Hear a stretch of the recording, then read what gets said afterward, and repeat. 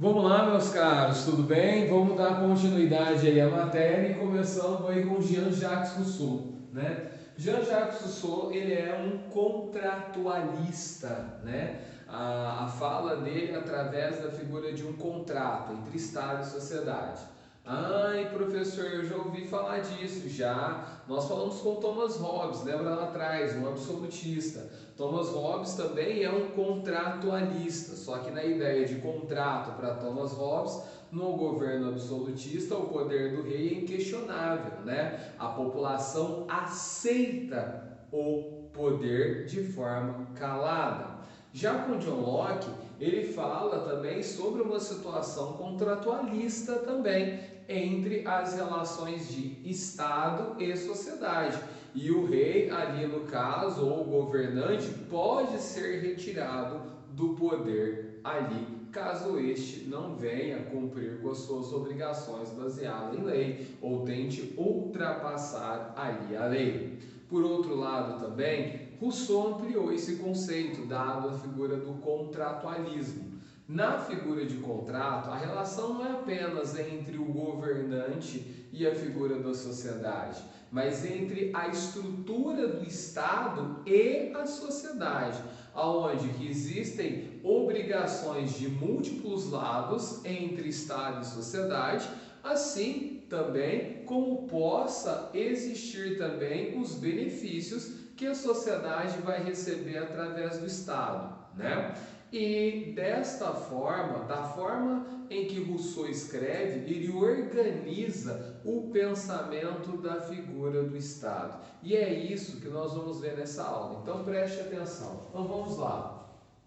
Bom, ele é um contratualista, conforme eu já disse para vocês, e o livro que ele escreve é O Contrato Social. Rousseau fala o seguinte, que todas as relações entre as pessoas, entre os indivíduos, entre as instituições, entre pessoas e instituições, qualquer um, ocorrem devido a um contrato social. Entre eu, professor, e vocês, alunos, existe um contrato social. Eu tenho que dar aula de uma forma que seja clara, coerente, que você possa entender, pois tanto eu quanto você tem um objetivo, que é a sua aprovação no vestibular. Então, por causa disso, eu preciso me dedicar ao máximo e você se dedicar ao máximo. O resultado errado será a sua não aprovação. E aí nós temos que ver o que foi que aconteceu. Se de fato eu não tive uma boa aula e aí eu acabei prejudicando o seu resultado, eu tenho que ser punido, deixar esse lugar e abrir espaço para outra pessoa. Agora, se de fato você não conseguiu também, às vezes nós temos que ver se você não estudou como deveria estudar e você estudou menos e por isso que você foi punido. Então você vai fazer mais um ano de cursinho, seja comigo ou seja em outro lugar, mas você está sendo punido pela falta. Para o Rousseau, sempre existe culpa. Não há nenhuma forma de se eximir da culpa aí. Mas vamos chegar lá e você vai ver que tem algumas coisinhas interessantes. Bom, primeiro ponto que eu vou abordar com vocês é a relação da educação. Rousseau trabalha muito com relação à educação e ele é um oposicionista à educação que existia naquele momento no século XVIII, no antigo regime na França. Ele é um francês, ele escreve nos períodos ali, o ponto ápice da sua escrita, entre ali os antecedentes da Revolução Francesa, né, e para ele é muito assustadora a Revolução Francesa, e depois ali os anos já no início do século XIX. Né? Porque a Revolução Francesa ela abala o mundo inteiro, não tem como você não mencioná-la. E aí vem um ponto interessante. Ele fala com a educação. Referente à educação, ele é totalmente contra a educação que era produzida na época ali dos reis absolutistas, aonde tentava construir um molde sobre o indivíduo, aonde eu tenho uma educação determinista ao indivíduo. Essa é a grande crítica. Você pega um indivíduo que é filho de nobres e cria ele para ser rei. Então você tem a determinação. E a sociedade, ela está distante ali. Quando a sociedade burguesa, você criava ela para assumir um cargo técnico ou intelectual para que se possa produzir mais e aumentasse ali a riqueza. Segundo Rousseau, ele fala que essa não seria a melhor forma de educação. Ele fala que a educação ali, ela deve ser produzida como a natureza, em que a natureza ela faz o quê? Ela dá liberdade para o surgimento de uma planta. E aos poucos, com erros e acertos, ali esse indivíduo ou essa planta ou sei lá o que da natureza vai se desenvolvendo, vai aprendendo e aprendendo com seus próprios erros. Você tem um desenvolvimento de uma educação própria, sua, valorosa. Então ele está falando aqui para nós o seguinte, não é que você mesmo vai produzir sua educação, mas ele fala que a própria sociedade deveria escolher para ela aquilo que fosse destinado à educação, não através ali da figura de um Estado ali. E o aprendizado ou a construção dos saberes para a educação é fruto de uma escolha da sociedade para o desenvolvimento da própria sociedade. Então existem intelectuais ali. Olha, isso ele está fazendo essa crítica porque você tinha o quê? Muito da relação da ciência ali naquele momento para o Estado relacionada à igreja. A igreja mantinha ainda com relação à educação secundária de crianças e jovens, tirando ali o aspecto universitário que já havia perdido, né, de certa forma, né, mas havia muitas ainda instituições universitárias religiosas, a forma de conduzir o saber para a ciência. O que ele está falando é botar nas mãos da sociedade a educação, pois a sociedade enxerga o seu avanço para o futuro. E assim nós temos uma educação ligada ao pensamento científico, não uma educação ligada ao pensamento supersticioso, que muitas vezes estava destinado aos princípios religiosos ali, a uma forma, a uma conduta moral do indivíduo, ao que o indivíduo fosse aquilo, de certa forma, determinista, rompendo as ideias de liberdade. Então, quando ele coloca aqui, ele fala também de uma educação com o princípio ali de uma visão de liberdade ali. Esse ponto é fundamental. Ao mesmo tempo, ele defende aqui a liberdade religiosa. Ele é totalmente contra ao que a França vivia através de parâmetros absolutos da figura do catolicismo. Ele não concorda, ele é contra, ele não gosta e ele é muito crítico a essa situação. Ele fala que a sociedade precisaria enxergar a liberdade e, para isso, ela ter o direito de escolher qualquer religião e também ter o direito de escolher a não ter nenhuma. Ele é defensor do Estado laico, assim como ele, Montesquieu, assim como ele, John Locke, assim como ele, Voltaire. Aqui, os leministas são defensores do Estado laico. Bom, outro ponto que eu quero abordar com vocês é que todas as ações estavam baseadas na figura da lei. E essa lei, ela é construída pela sociedade e por representantes eleitos da sociedade. A lei está acima de tudo. Não existe instituição, não existe ser, não existe nada que possa estar acima da lei. É isso que ele fala. Assim como John Locke falava, Rousseau fala novamente sobre a figura da lei. Assim como Montesquieu também. Não existe rei, não existe instituição, não há Estado que ultrapasse a lei. E aí é que nós chegamos na relação do contrato, que é um círculo perfeito, né? As relações entre Estado e sociedade, aonde tanto o Estado tem obrigações com a sociedade, como a sociedade tem algumas obrigações com o Estado. Bom, eu vou citar o exemplo desse ciclo e eu coloquei benefícios para você entender. Eu vou fazer dessa forma porque vai ficar mais claro para você. Então presta atenção. Bom, da sociedade vai estar saindo as pessoas que vão ocupar os cargos do Estado, negando qualquer tipo de coisa com relação aos privilégios. Assim como John Locke criticava os privilégios de pessoas da Igreja Católica, do clero e da nobreza, assim como Montesquieu, Voltaire, Rousseau também critica. Eles falam aqui que todos os indivíduos são iguais perante a lei. Então, todos aqueles que estão aqui no grupo da sociedade, tem o direito de participar administrativamente do Estado, e sim também como das forças do Estado. Para que possa vocês ficar bem claro o que é o Exército nesta ideia. O Exército é o indivíduo da sociedade de farda. É um cidadão comum do qual é autorizado pela própria sociedade a vestir uma farda. Olha, ponto fundamental. Então vamos lá, preste atenção. Quais são as obrigações da sociedade com o Estado? Eu vou dar uma para vocês aqui. A sociedade, ela tem como obrigação pagar os seus impostos. Quando ela paga os seus impostos, é dever do Estado devolver a ela alguma coisa referente a esses impostos.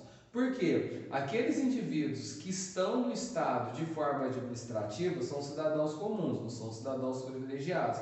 A não ser ali que no exercício do mandato, da função exercida pela lei, ele tem alguns privilégios como forma de proteger o cargo que ele ocupa, não a pessoa.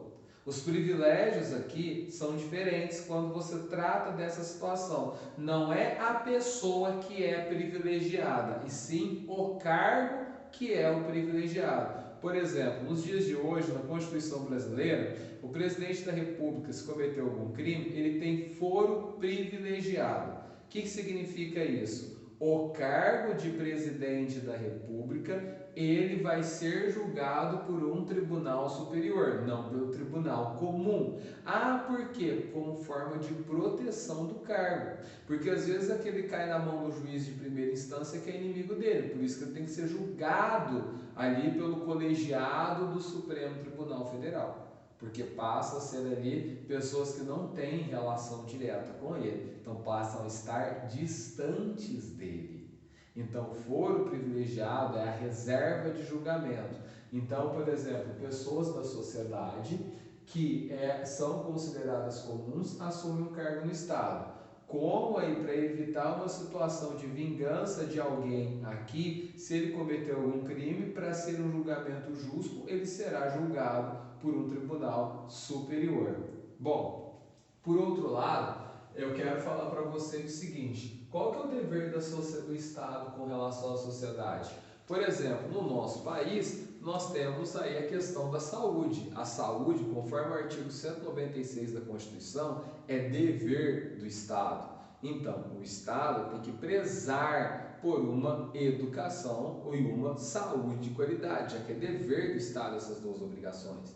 Então, ele tem que fornecer isso, e de certa forma de qualidade, o que muitas vezes não ocorre. Então, ele tem que ser punido para isso. Então, existem penalizações a isso. E eu não vou entrar em detalhes disso agora, aí com relação ao Brasil. Mas, existe. Então, esses benefícios que eu estou colocando aqui seriam as obrigações do Estado com a sociedade. Por exemplo, nós, como sociedade, estamos sujeitos à lei. A lei está acima de nós, assim como a lei está acima do Estado. O Estado não pode praticar nenhuma atitude contrária à lei, pois senão ele será penalizado. Então, a lei é o ponto fundamental. Então, nessas relações de contrato, é um círculo perfeito que eu quero estar dizendo para vocês. Tanto um quanto o outro têm as suas obrigações e precisam e têm a necessidade de que elas sejam cumpridas. Se não for, a culpa recai sobre o indivíduo e ele será penalizado. Bom, ele fala também que o povo tem o direito de retirar aí o seu representante caso este cometer crime. O povo vai se basear para retirar o seu representante através da figura da lei. Então, o representante, ele não sai porque o povo chegou num determinado momento e deixou de gostar dele. Não. O representante do povo que saiu do meio da sociedade como igual ali, e ele só ocupa um cargo privilegiado, ele também será julgado da mesma forma, caso cometa crime. Então, por exemplo, se o povo é julgado quando comete um crime e ali também o representante também será julgado de forma igual. A única questão é que às vezes o julgamento do presidente no exercício do mandato, ele é num foro especial para que possa proteger o cargo, não a pessoa, que fique bem claro isso. Agora, por outro lado, o povo, ele só pode agir baseado em lei, e os benefícios que o povo vai receber são somente aqueles baseados em lei. O povo não pode retirar o representante caso não goste do seu representante. Só vai poder retirar caso haja crime, comprovado culpa. No Brasil, qual que é a lei que permite a gente tirar o representante? A lei do impeachment, criada em 1951. Correto? Bom, sempre existe culpa. Bom, professor, você falou o seguinte, que a culpa sempre existe. É quando o cara não cumpre as suas obrigações. Ah, me dê um exemplo então. Por exemplo, vamos lá.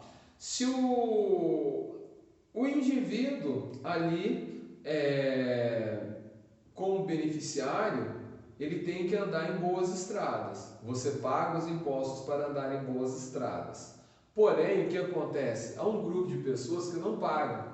E isso prejudica aí a obtenção de dinheiro público do Estado para ter boas estradas. E o que acontece? Muitos acidentes devido às más estradas. O que o Estado faz? O Estado vai lá, ele em primeiro lugar precisa preservar a vida. Ele diminui a velocidade das estradas. Em segundo lugar, ele vai atrás daquelas pessoas que estão devendo para o Estado. Se aquelas pessoas não cumprirem com a sua obrigação de pagar o imposto, é dever do Estado tomar aquele bem da sociedade.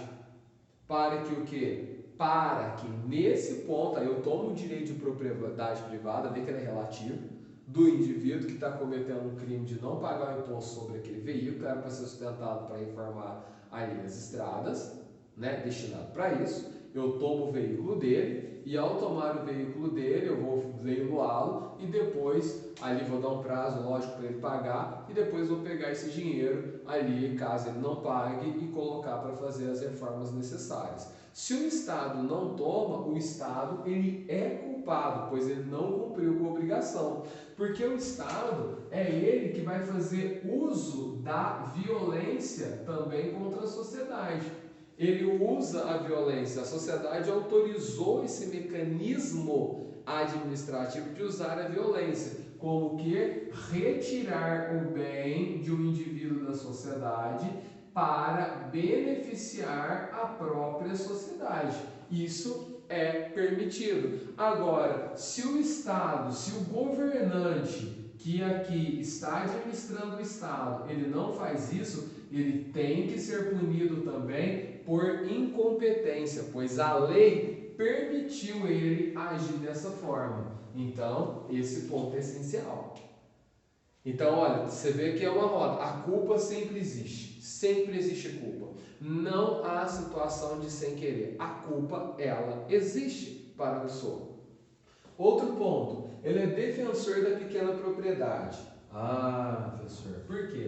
Ele está escrevendo no século XVIII, né, gente? Temos que lembrar disso. Ele fala que uma grande propriedade, ela representa um problema. Qual o problema dela? O problema dela é o seguinte, o cara planta nessa região, tem um gado aqui e ele faz uma área de lazer aqui, com a sua casa do lado de cá. O restante da obra ficou ociosa. A primeira crise que a gente tiver na economia, a tendência será esse cara não pagar o imposto para o Estado. Automaticamente, o valor de imposto que esse cara paga é muito alto. Quando ele não paga o imposto, falta ali dinheiro para produzir os benefícios da sociedade. E isso gera um problema que é gigantesco. Como que a gente vai resolver isso? Bom, por isso que o Rousseau vai ser defensor aqui daquilo que nós chamamos da pequena propriedade. Porque se eu pego essa propriedade, divido ela em pequenas partes, e aqui o indivíduo ele vai produzir em toda a sua totalidade. Automaticamente, por ser uma propriedade pequena, o imposto pago ele é menor, ele é mais barato. Então, mesmo que ele possa ser acometido de crises, ele não vai deixar de pagar o imposto. ele vai pagar o imposto em dia. Essa é a situação. E dando sustentabilidade do Estado, que mesmo na crise as pessoas ali conseguem sobreviver. E o Estado também. Agora, se o Estado, numa grande propriedade, não cobra o imposto desse cara, o Estado ele é culpado pela falha que está ocorrendo.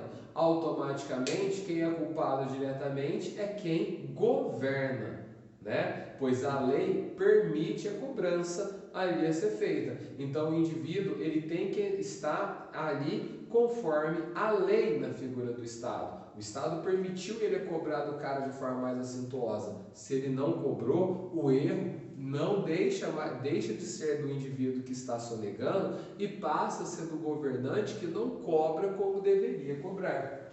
Bom, ele é defensor do voto universal também.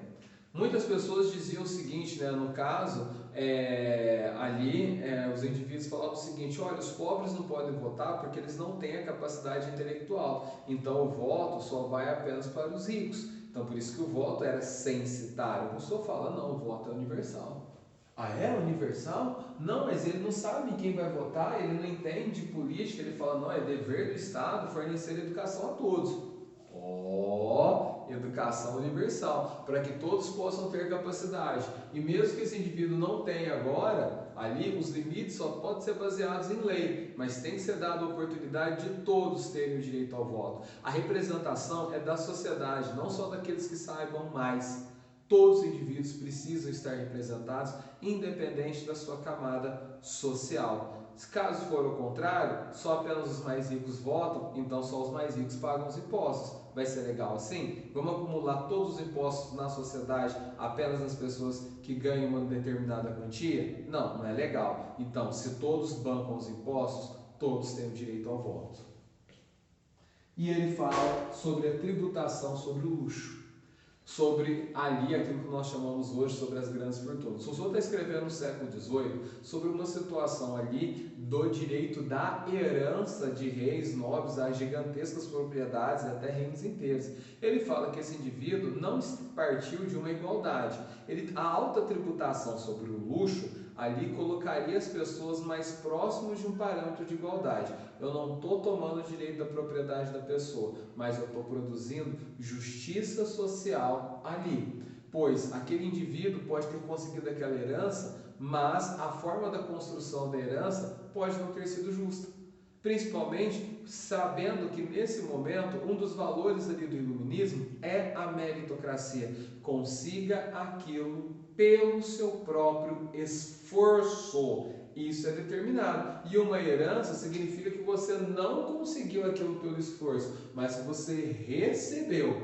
E aí ele vai falar uma coisa, como também o John Locke dizia, que a herança deveria ser destinada aos filhos para que eles pudessem ter garantias de sustentabilidade, não para que fosse o desfrute ali. Por isso que ele é bem defensor da alta tributação. Esse conceito ali de alta tributação do direito de propriedade é levado hoje em dia para alguns países. Os países europeus, os Estados Unidos, que giram ali, por exemplo, em média nos Estados Unidos, 40% sobre imposto sobre ali a herança, sobre a propriedade. Você tem países ali como o Reino Unido, que é 50%, Suécia, Finlândia, 50%, França, 40%, e isso vai aumentando dependendo do país. Meus caros e ilustres alunos, muito obrigado a todos e até mais.